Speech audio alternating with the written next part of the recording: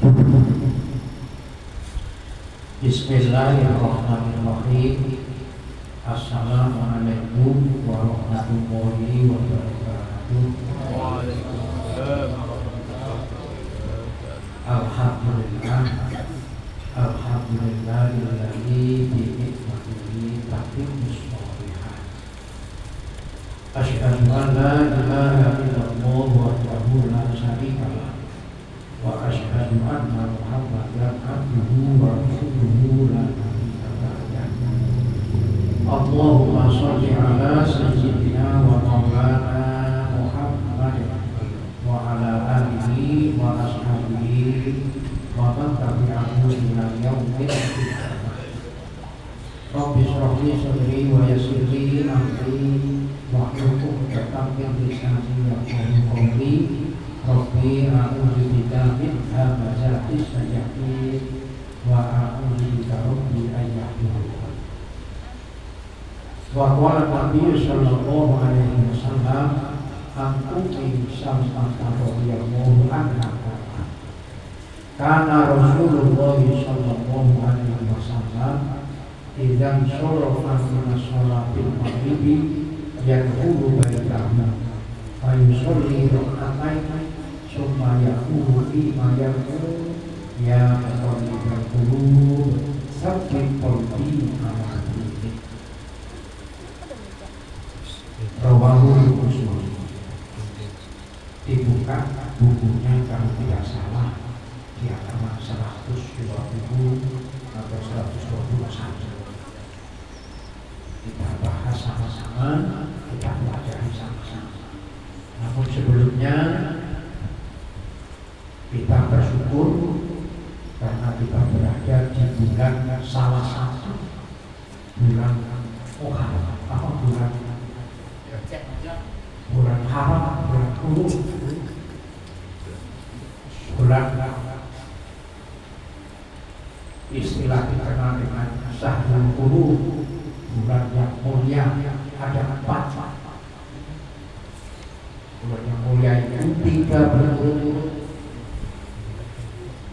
Zulqa'dah, Zulhijjah, satunya lagi bulan Muharram, dan satunya lagi yang berpisah yakni bulan Rajab. Disebut dengan bulan haram, bulan hurum, syahrul hurum, karena satu, siapa yang beribadah di bulan yang masuk dalam 4 kategori ini, 4 bulan berturut dilipat gandakan pahala.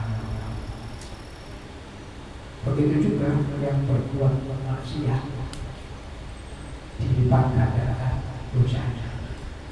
Jadi hati-hati di bulan 4 bulan: bulan Zulqa'dah, bulan Zulhijjah, bulan Muharram, dan bulan Rajab. Maka saya beruntung diberikan kesempatan berada di salah satu bulan yang baik. Dan Rasulullah mengajarkan kepada kita supaya kita mendapatkan kemuliaan di dalam memanfaatkan kesempatan umur.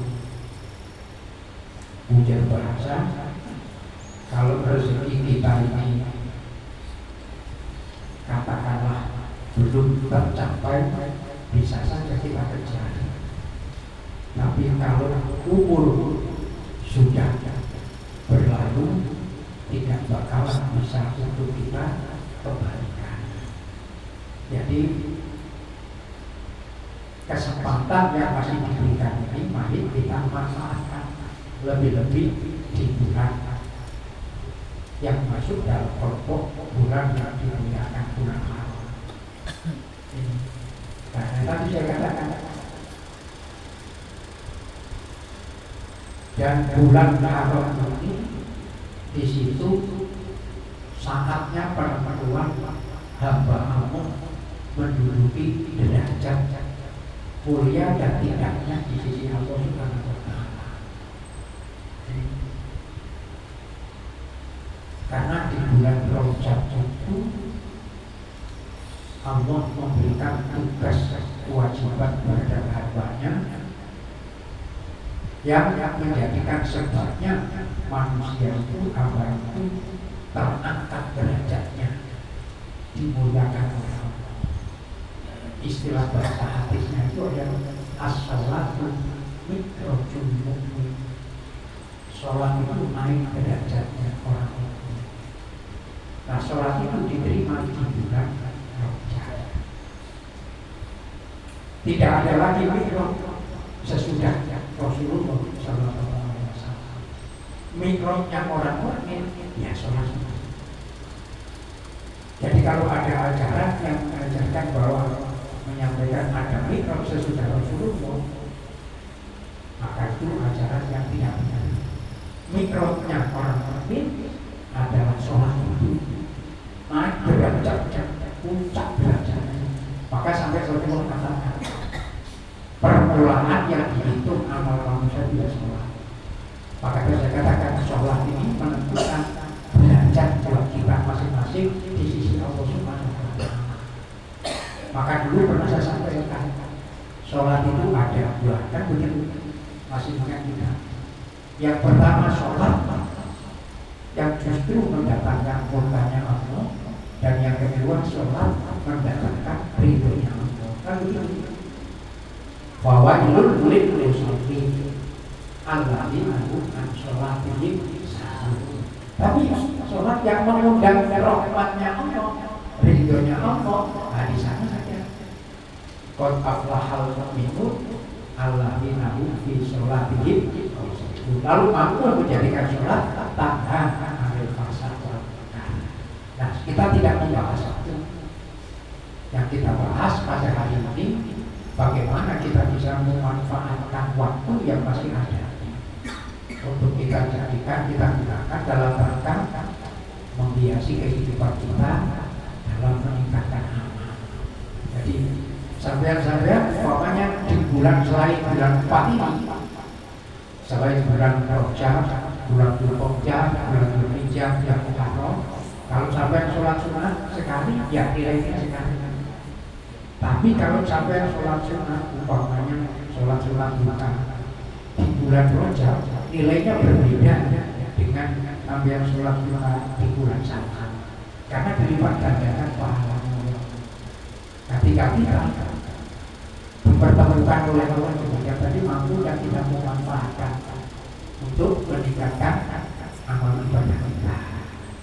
Tetapi ingat, ibadah akan menjadi hilang nilainya apabila di dalam hati kita ada sifat ujub. Ini dijaga. Sifat keakuannya muncul, nah ini rusak. Hati-hati. Jadi yang ditanamkan, dipabrikan di dalam hatinya, kita bisa berbuat kebaikan itu semata-mata kita sadarkan karena pertolongan Allah Subhanahu wa Ta'ala. Baik, ini sebagai mukadimah pertemuan kali ini untuk kita sama-sama memperhatikan hadis-hadis yang diriwayatkan oleh Imam Ibnu Sunni. Dan nanti insya Allah kita akan masuk pada hadis yang diriwayatkan oleh Imam Bukhari, Imam Muslim, Imam Tirmidzi dan Ibnu Majah. Sebetulnya sudah saya sampaikan beberapa kali, hanya ini memperkuat untuk kita masing-masing dalam rangka ini memanfaatkan bulan bulan Rajab, keberadaan kita di bulan Rajab. An-Ummi Salmah radhiyallahu anha qala kana Rasulullah sallallahu alaihi wasallam idza syarafa min sholatil maghribi yadkhulu baitahu fa yusalli rak'atan summa yaqulu bima yaqulu ya muqallibal qulub sabbit qalbi ala dinika. Kalau dibaca wakaf ala dinik. Jadi Rasulullah dikatakan oleh Ummu Salamah bahwa ketika beliau selesai selesai melakukan sholat wajib sholat maghrib, karena masjid Nabi dulu itu nempel dengan rumah beliau, jaraknya tidak jauh. Selesai sholat sunat, jarak antara rumah Nabi dengan mimbar itu Nabi disebut dengan rondo. Biasanya kalau sampai yang Nabi ke tanah suci, terus sampai Nabi ke Masjid Madinah, itu biasanya warna kapaknya itu apa sampai kemarin berangkat itu ada diganti ya, baru warna agak kayak hijau-hijauan itu rondo antara. Dan Nabi selesai melaksanakan sholat maghrib, selesai kedua selesai berdiri karena Rasulullah mengajarkan kepada umat itu, lalu beliau masuk ke rumahnya. Pada saat sudah di rumah, beliau tidak diam, tidak apa, tapi beliau melakukan sholat 2 rakaat. Namanya sholat sunat. Dan di dalam melakukan sholat sunat maghrib nanti ada di dalam hadis. Di situ disebutkan hadis yang diriwayatkan oleh Imam Bukhari. Nanti cari di situ halaman 120 121. Apa hadis yang diriwayatkan oleh Imam Bukhari tadi? An Hudzaifah radhiyallahu anhu qala ajlu rak'ataini ba'dal maghribi litarfa'a ma'al amal. Rawahu Baihaqi. Jadi Rasulullah menurut hadis yang diriwayatkan oleh Imam Baihaqi, waktu bersumber dari Hudzaifah, bahwa Rasulullah memerintahkan supaya kita bersegera melakukan sholat sunat ba'dal maghrib 2 rakaat. Apa tujuannya? Agar supaya kebaikan sholat sunat ba'dal maghrib 2 rakaat itu bersama-sama disampaikan kepada Allah. Nah, inilah ada satu pendapat di antaranya khusus untuk sholat maghrib, bahwa melakukan sholat sunat ba'dal maghrib dilakukan segera sesudah melakukan sholat maghrib, sholat fardu maghrib. Tapi berdasarkan hadis-hadis yang lain, banyak yang berpendapat secara masyhur dilakukannya sholat ba'dal maghrib sesudah kita melaksanakan diperintah oleh Nabi baca istighfar, di antaranya baca tasbih, tahmid, takbir. Baru setelah itu berdoa lalu melakukan sholat sunat ba'dal maghrib. Artinya maksud saya, kalau sampai nanti melihat ada saudara kita yang melakukan sholat ba'dal maghrib belum kita belum apa kok melakukan, kita sudah tahu dari oh ini, sehingga kita tidak merasa kok aneh. Karena kita tidak tahu dalilnya, kita namanya enak. Itu dalil yang ada di dalam hadis ini. An Hudzaifah radhiyallahu anhu qala ajlu rak'ataini ba'dal maghribi litarfa'a ma'al amal. Nah, dicari itu lagi halaman yang ke 120. Nah, Rasulullah setelah melakukan sholat sunat 2 rakaat di rumah beliau, menurut keterangan dari Ummu Salmah, Rasulullah berdoa. Doanya ini, maka sebagian besar ulama juga menyatakan ketika selesai sholat sunat jangan lupa untuk berdoa. Doanya pendek, ya qalbal qulub sabbit qalbi ala dini. Biasanya doa ini juga digunakan untuk kita membaca doa ketika berada di saat sujud. Boleh dibaca. Kalau saya biasanya bukan cuma satu aja, tapi biasanya saya saja ya qalbal qulub sabbit qalbi ala dinika wa ala ta'atika wa ala iman. Kita minta kepada Allah supaya dikokohkan kita beragama. Agamanya siapa? Agamanya Allah. Lalu dengan itu kita memohon kepada Allah dikuatkan, dikokohkan hati kita untuk senantiasa menjadi hamba Allah yang senantiasa taat kepada Allah. Untuk bisa menjadi taat, maka kita mohon kepada Allah agar iman kita dikuatkan oleh Allah Subhanahu wa Ta'ala. Sehingga ibadah kita dilandasi dengan iman. Ini doanya Rasulullah. Ya muqallibal qulub, sabbit qalbi ala dinik. Ya tetapi sampai yang mau doa seperti ini silakan. Ini ada landasan dasarnya yang diriwayatkan oleh Ibnu Sufyan. Dan seperti yang kemarin juga saya sampaikan, Rasulullah ketika selesai melakukan sholat sunat dengan ringan, beliau dalam keadaan tetap duduk, beliau berdoa. Berdoanya sudah saya sampaikan kepada sahabat semuanya. Allahumma robba Jibril wa Mikail wa Israfil sampai seterusnya. Namun kepada Allah kita sebut panggil para malaikat-malaikat Allah yang hanya bertuhankan kepada Allah Subhanahu wa Ta'ala. Dan kita panggil Rasulullah utusan Allah untuk kita yang hanya bertuhan kepada Allah Subhanahu wa Ta'ala, yang imannya begitu kokohnya sampai derajatnya melebihi derajat daripada para malaikat. Malaikat tidak akan bisa sambung, bisa tembus ke tempat Sidratul Muntaha. Tapi Rasulullah manusia diberikan oleh Allah kemuliaan untuk dapat karena kehendaknya Allah Subhanahu wa Ta'ala. Ini beliau yang kita berdoa. Jadi tinggal kita bagaimana untuk memanfaatkan kesempatan ini.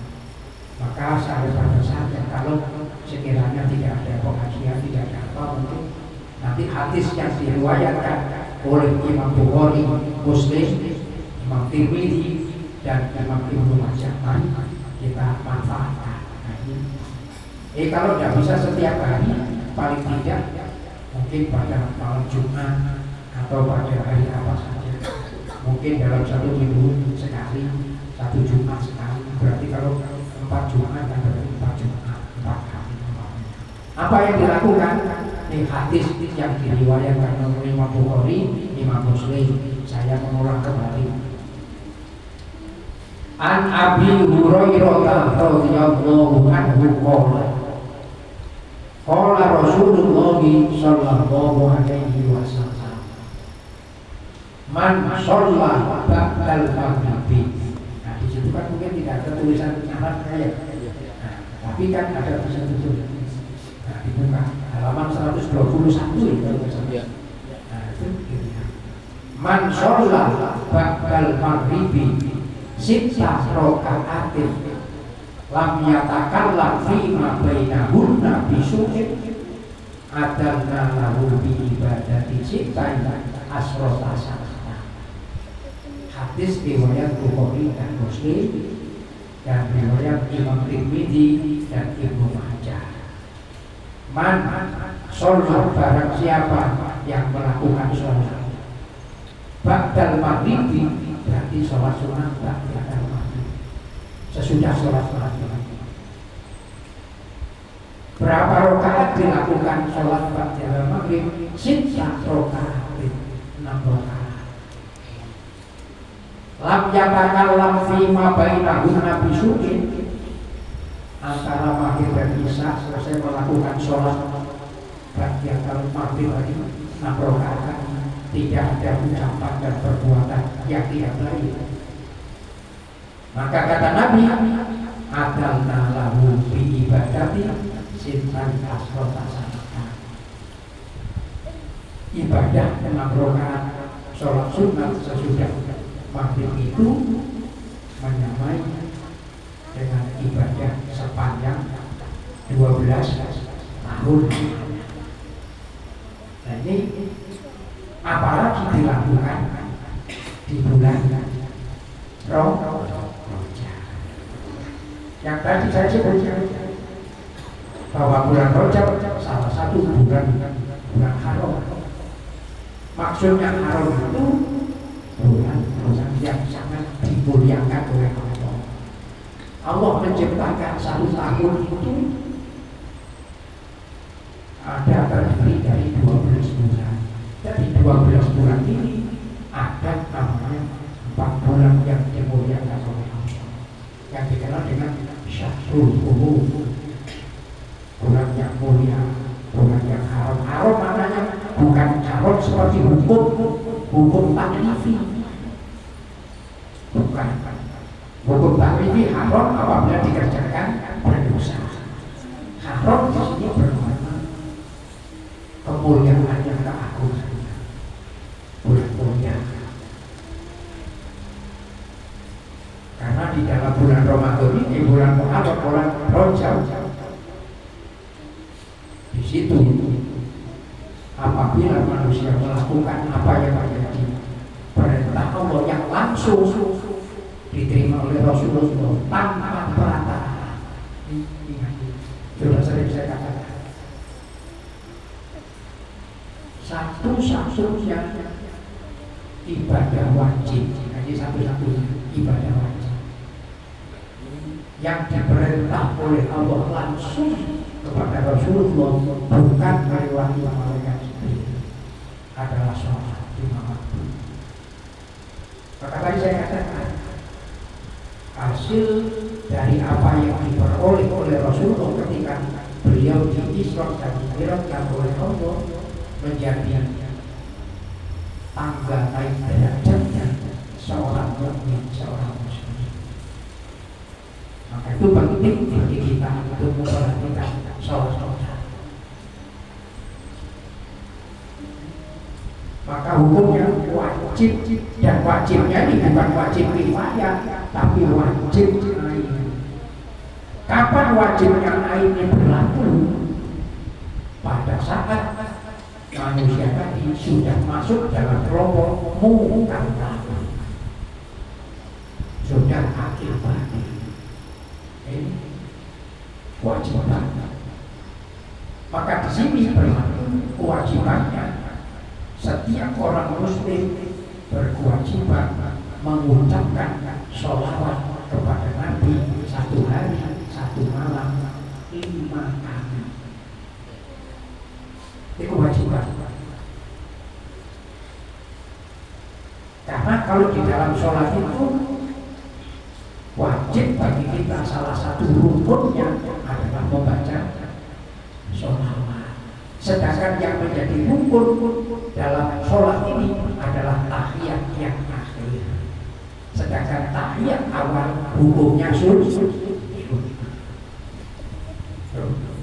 Artinya kalau sampai dan saya meninggalkan 1 kali membaca sholawat sehari, berarti dosa.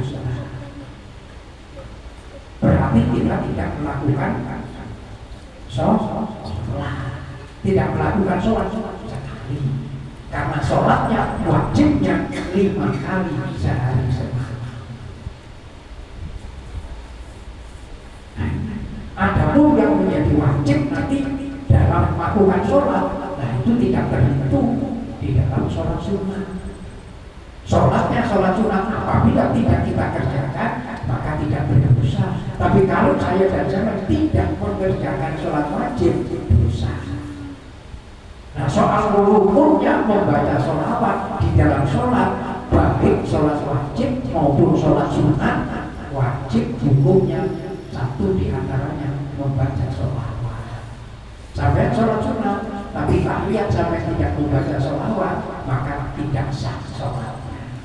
Semakin banyak sholat berarti sampai yang semakin banyak membaca sholawat.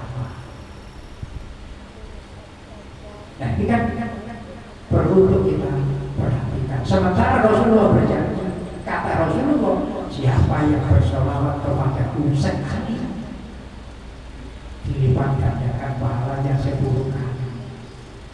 Nah kalau sama ini tadi, sholat sudah tahiyatul masjid, sholat qobliyatan maghrib, sholat ba'diyatan maghrib, berapa kali sholat? Nah ini mudah-mudahan. Tapi semuanya tadi akan bernilai buat kita apabila kita mampu untuk menjaga diri dari sifat ujub. Nah, ini yang merusak ibadah itu sifat ujub, sifat keakuannya tadi. Iblis menolak perintah Allah yang menciptakan dia, menciptakan iblis itu karena iblis dikuasai oleh sifat yang namanya itu sifat ujub, keakuannya, lalu dirinya merasa yang terbaik dibanding dengan yang lainnya. Maka ketika si iblis yang sudah sering kali sampaikan diperintah oleh Allah untuk bersujud menghormat kepada Adam sebagai makhluk yang diciptakan oleh Allah, bukan sujud artinya menyembah, menghormat, tapi iblis menolaknya, merasa dirinya lebih baik, padahal ini perintah dari Allah. Maka saya dan kalian kalau ada di dalam hati kita merasa lebih baik daripada yang lain, berarti kita dipengaruhi oleh sifat-sifat iblis. Nah ini yang harus kita jaga. Dan itu perjuangan buat kita perjuangan.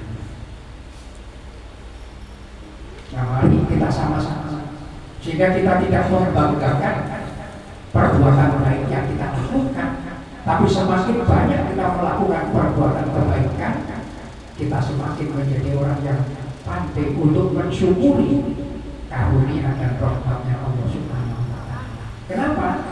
Karena kita bisa melakukan kebaikan itu semata-mata karena karunia Allah Subhanahu wa Ta'ala. Ini kan perlu diingat.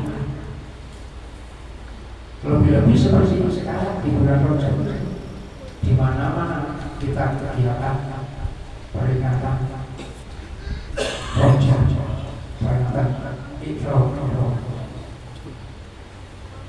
Malam ini nanti saya sudah sholat isya harus berikan peringatan tepat.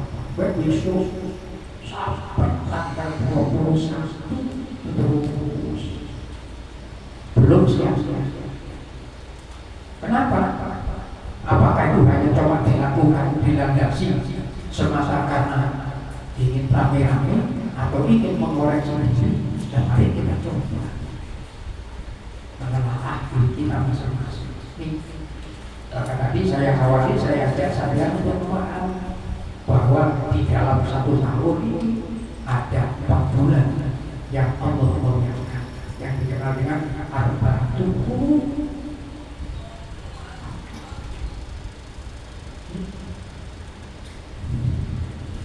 Yang pertama Dzulhijjah, Dzulqa'dah, Dzulhijjah, Muharram, dan yang keempat terpisah itu bulan Rajab. Sekarang kita berada di bulan Rajab. Sementara kewajiban sholat diterima oleh Rasulullah langsung dari Allah Subhanahu wa Ta'ala. Saking pentingnya sholat ini sampai Rasulullah memberitahu kepada kita, sholat itulah sarana bagi kita kalau ingin derajat kita dimuliakan oleh Allah Subhanahu wa Ta'ala. Kebaikan apapun yang kita lakukan, kalau kita meninggalkan sholat, maka menjadi perbuatan yang kelak sia-sia di hadapan Allah. Ini ada.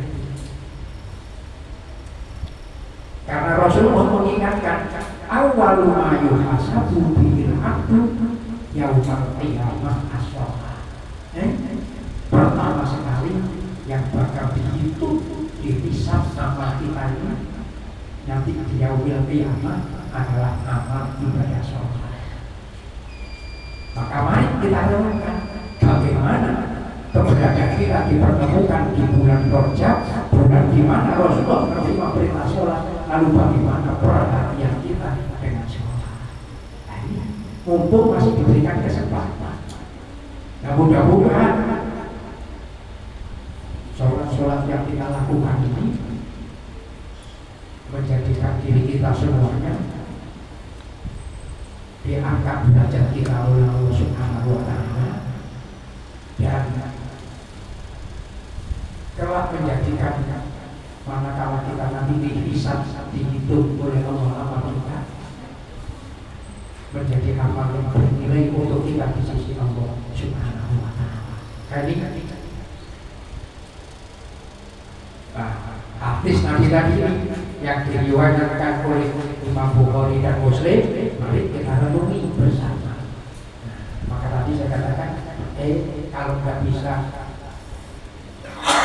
setiap hari, ada sesuatu karena ini hukumnya sunnah. Ya paling tidak mungkin di dalam bulan Rajab ini jangan sampai hujan bahasa kita tidak melakukan sekali.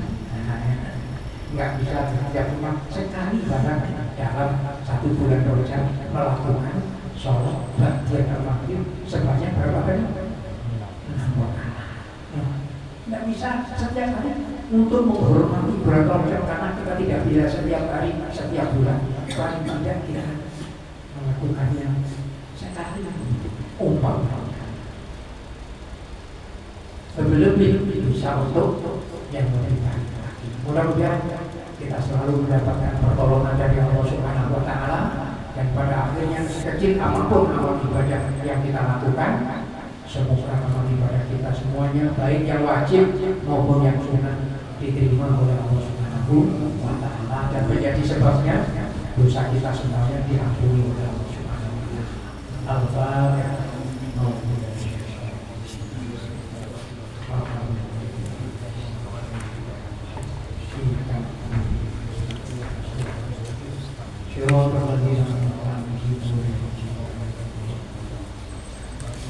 Amin ya mujib wasyahid. Bismillahirrahmanirrahim. Allahumma shalli ala sayyidina Muhammad wa ala sayyidina Muhammad wa alhamdulillahi alamin. Allahumma inna nas'aluka ilman nafi'an wa amalan mutaqabbala wa yaqinan shadiqan wa rizqan wasi'an halalan tayyiban mubarakan bi rahmatika ya arhamar rahimin. Walhamdulillahi rabbil alamin. Kita akhiri bersama dengan membaca doa kafaratul majlis. Bismillahirrahmanirrahim. Subhanakallahumma wa bihamdika asyhadu an la ilaha illa anta astaghfiruka wa atubu ilaik.